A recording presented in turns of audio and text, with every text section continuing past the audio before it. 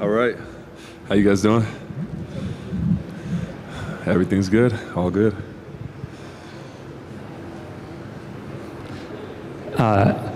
Aaron, might as well start with this. You are eligible for an extension starting tomorrow. I'm just kind of curious where you kind of feel like you're at in terms of how eager you are to get that done, or what your perspective is on it. Well, I really love this organization. You know, I love the players on this team. Love the coaching staff. So I hope we get it done. Seems like it's moving forward in the right direction. So I'm excited. I'm excited, hopefully, to be extended and stay with this organization. Aaron, you've talked plenty since you got here about how close this team is. I know a lot of times you can kind of be the ringleader, getting guys to come hang out with you and stuff. So when you have such a tragedy that affects you personally, how beneficial has it been to be around those guys throughout the offseason, and then now to be around everybody, know you're going to be with them, and y'all can focus on ball, and that can, support you? Yeah, I mean, without getting too much into it, I always leaned on my brother, and sometimes the relationships that I had outside of my own family were not as deep, and now that I understand that you can't take any relationship for granted. These guys have been there for me every step of the way. They came to his service, they came to his funeral, and these guys have been really super supportive for me, and love them for that. These guys have really developed into people that I would call my own brother. These are my brothers. Aaron, that specific relationship with Mike, just the two of you sharing the floor for as long as you have, just how do you think you two have grown together ever since coming here to Denver, and just what have you learned about him that you've appreciated so much? Yeah, I think that's my main target. I'm pretty sure.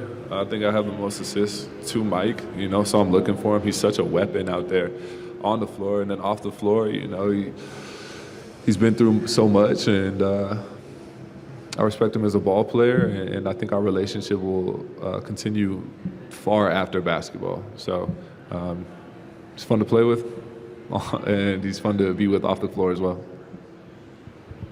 Aaron, I saw a video of you recently. You were just raining down jumpers all over the court in a gym. Was that a particular focus for you in the offseason to improve your mid-range and improve your three-point shooting? Oh, most definitely. I'm very proud of the work that I put in this year. And I'm going to shoot the ball very confidently. We need me to space the floor, everybody to space the floor, give everybody room to operate. So I'm excited. I'm excited to show off what I've been working on.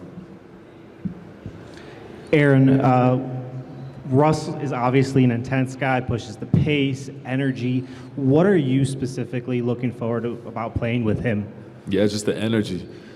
He's a hell of a competitor. You want him on your side, and I'm glad we got him. He brings it every single night. His playmaking ability is up there with the greats. I mean, dude's a legend. He's Hall of Famer. It's great having that energy around, and he just like to take no prisoners, no mercy, us versus them. I love that mentality. So I'm ready to go to war with them. AG, what do you think is the most important lesson the team collectively needs to learn from coming up short last year? I think just to finish, that's the first word that comes to mind. I kind of equate it to running track or something like that. You got to finish through the tape. You got to finish through the line and kind of duck through. Don't lift up and look around before it's done, before the race is over. Aaron, not to dig too deep on it, but how did the idea to change the number to honor your brother, how did that come to you? Was it suggested? Did it come up in conversation with somebody, or did it just come to you on your own? No, I think it was pretty natural. It makes sense. I think my entire family has grown up wearing 32. It's almost like an ode to Magic Johnson as well. That was one of my dad's favorite players growing up, and It's my brother's favorite number, my dad's favorite number. My sister played in it in college. I played it in high school. It's my brother's favorite, so it feels like home.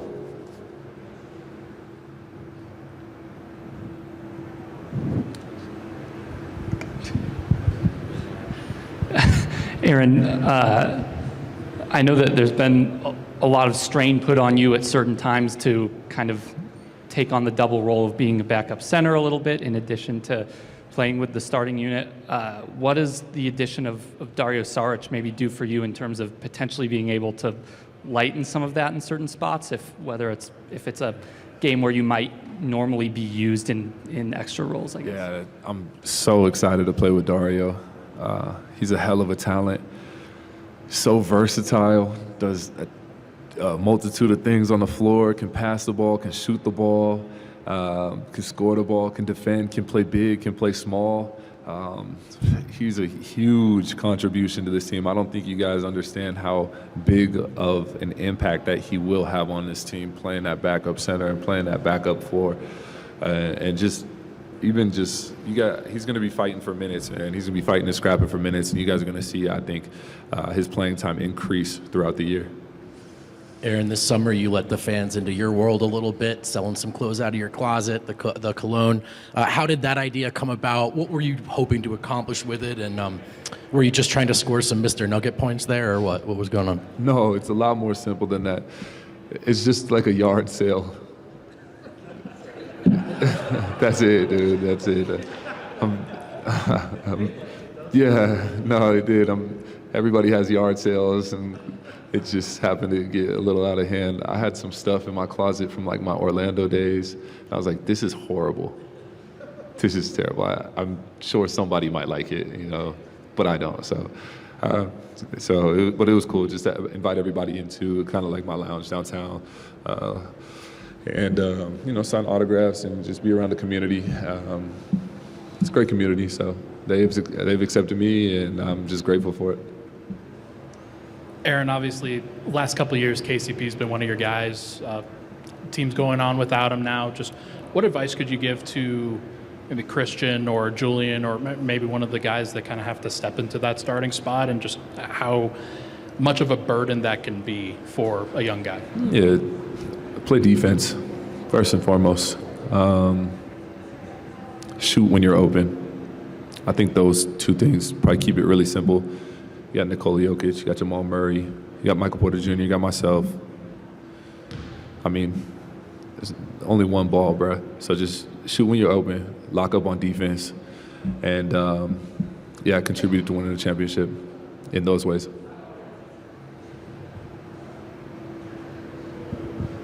AG, what inspires you? Even coming into this year, what inspires you? And has that changed even in your years just in Denver? Not really. Winning inspires me. Winning inspires me for sure. And then what really inspires me is my people, my partners, my team, my brothers. And when the days that are hard, that's what gets me out of bed. I think Nikola Jokic is probably going to go down as one of the best to ever play the game. So, working my tail off, working my ass off, so he can maximize his time in the NBA. Same thing with Russ. I think he's going to be a Hall of Famer too.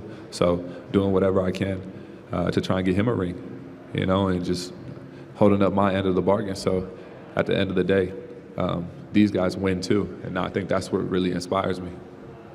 So Nikola said that he wasn't motivated by the way the season ended. He doesn't look back to 4 or 5 months ago, but Mike said he certainly was, especially with his struggles in the Minnesota series. So can you look at the way the season ended, not being able to repeat?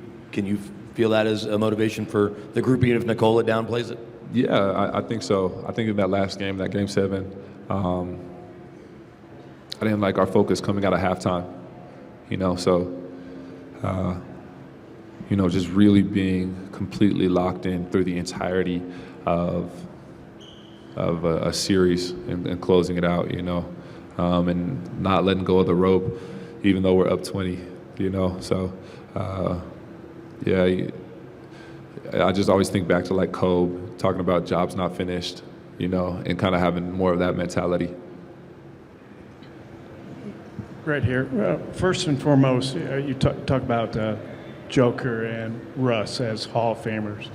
To be a Hall of Famer, you got to have great talent. But what else is there about a Hall of Fame player that, I don't know, maybe you can learn from or absorb or benefit from?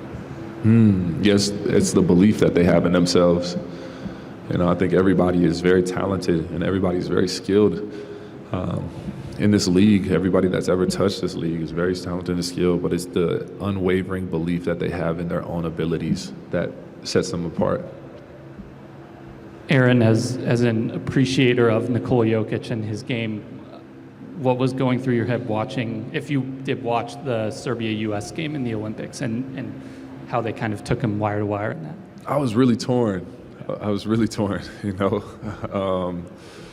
One, I was asked if I wanted to play for USA, and then the call never came around.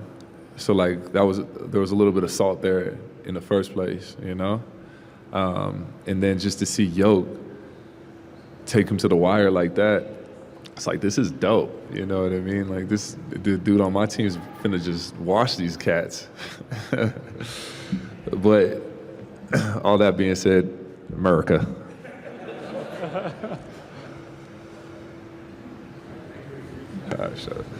Yeah.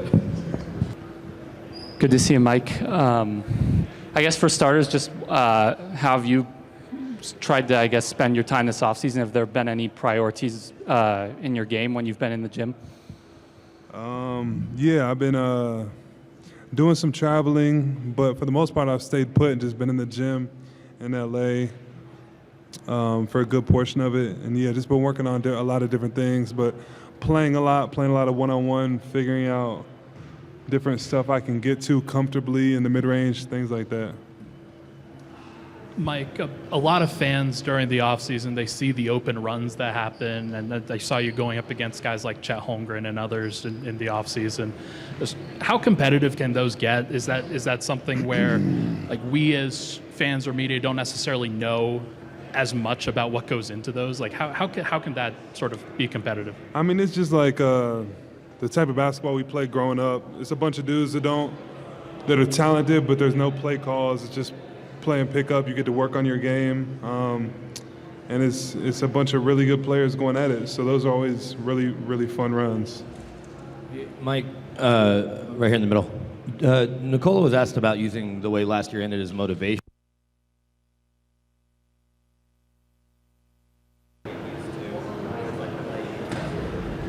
Yeah, I think CB is just working. Yeah, CB spent a lot of time playing with a lot of the starters, so I think he'll integrate perfectly.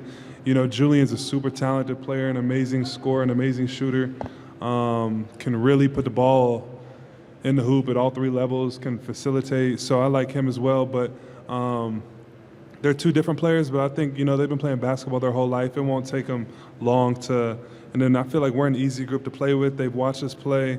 Guys kind of know their role, so I think that they would know what they're kind of going into.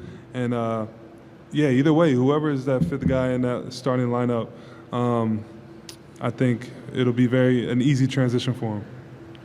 Michael, you had a short off season after you won the championship, and then last season you fell short. Do you feel like the team, and particularly yourself, will be more motivated this time around as you're chasing the title again? Yeah, I mean, I don't want to say we weren't motivated last year, because when you play basketball competitively, you want to win. We wanted to win last year, but I think losing and seeing that we could lose in the Game 7 on home court, and then have to sit on that all summer, have to sit on that all summer, it was tough. So I think it definitely is a good motivator. Yeah, going through those hard times and adversity, especially when you got to sit on it for months at a time, it can be good motivation. Michael, I want to kind of re-ask the motivation thing too, but more personally, because your coach was quick to come out and defend any critics of how you struggled at times in that Minnesota series. Talk about how you were as big a part of the Lakers series as anyone. How good does it feel, I guess, to have that support from your coach right away and make sure that he knows, or he's got your back? But then also, was that motivation for you, the struggles in the Minnesota series, personally? I mean, yeah, I appreciate Coach. I don't know exactly what he said, but, I didn't need anyone to come to my back. I hold myself to a high standard, and I know I didn't perform and do what I needed to do in that series personally. And they saw how I played in the Lakers series. They defended me different. They weren't helping off of me, so I wasn't getting the same shots. So they paid attention to the Lakers series. So it was a different series, but still, the standard I hold myself to, I didn't need anyone to say it wasn't my fault or anything. I'm someone who, as much as the blame as I can take, I'll try to take. So that's kind of what I try to do, and that was a big motivator for me this summer. So, but I do appreciate Coach, having support for his players for sure.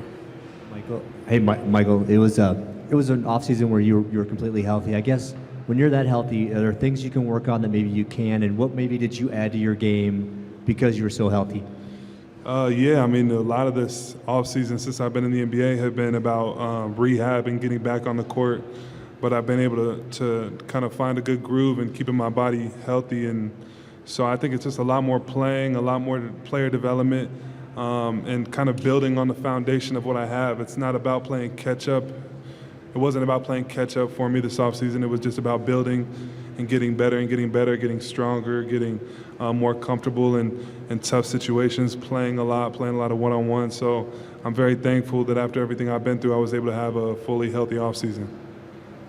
Mike, there's been a lot of talk about the team generating more three-point opportunities this season. Is there anything you feel like you can do when you're on the court to maybe increase the number of threes you're getting? Yeah, I think I definitely think I'm a volume three-point shooter, so I need to be looking for maybe one or two more three-pointers in the game, but also I need to mix in getting downhill, getting to the mid-range. Someone told me a stat that my mid-range percentage was up there for the league, so I feel very comfortable in the mid-range as well. But I think the biggest thing is being in elite shape conditionally, because then you can play the whole game and move off the ball and continue to be aggressive and continue to move and look for your shot. So I think being in really good shape and pushing myself during the preseason games to tire myself out and get in good shape will be really big for me as a scorer and a shooter to just be aggressive the whole game. Michael, last media day, we asked if the team could change styles to maybe bend more towards your game, and you said we won a championship, no need to change, but last year obviously come up short. So do you feel there's new wrinkles the offense can add that highlight some of the things you do? And then secondly, playing with the second unit, now that's a different group here with Saric and Russell Westbrook, is that something you look at and think, I might be able to help there with the second unit? Yeah, I mean, that's up to the coaches, how they see fit. We got a lot of weapons, a lot of guys who are sacrificing for the betterment of the team. I definitely think even within my role, I can be better within my role and be more aggressive, and there's no reason why I can't take that 17 points a game in my current role or whatever it was to 20, It's just about being in better shape, being aggressive all game, getting to the free throw line more. But however the coaches want to utilize me is up to them. I think that, losing KCP, a shooter like him, there will be even more opportunity for me to look for my three-point shot. I think CB is going to be another fun guy to play with, a guy that can play make, a guy that can get it off the glass, push it, and look for me. So I love playing with CB. And then I think, Russell, the way he sees the floor, is going to be really, really fun to play with. DJ looks in amazing shape, and when you got an athlete like DJ getting on the rim, it can open up a lot for shooters like me or Julian. So I'm really excited for the starting lineup, but I'm also excited to stagger and play some with those other guys. I think we got a really good mix of guys. Mike, you mentioned getting stronger, and then you also talked about conditioning. Have you put on weight? Because you look a little bigger. Have you added muscle? Thanks, man. I'm about 236, 237. So I'll probably play at 232, which is probably 5 pounds more. So it's pretty good. You just mentioned Russell. What do you look forward for him bringing on the court intensity all the way across the spectrum? Yeah, Russell's an amazing guy on and off the court. Off the court, he brings the energy every day, the enthusiasm to be on the court. On the court, he was, he acts like the youngest guy on the court with his energy and his enthusiasm. So I watched them play pickup yesterday, and he just was all over the place. He looked amazing. So I think he's gonna definitely, bring a new energy to the team. It's a lot of guys who have been together for a lot of years. So to be adding new guys and new personalities is always amazing, especially someone like Russell, who has done everything you can do individually in the NBA and is specifically coming here to win a championship. So he's motivated. We're excited to play with him. I think it's going to be a really good fit.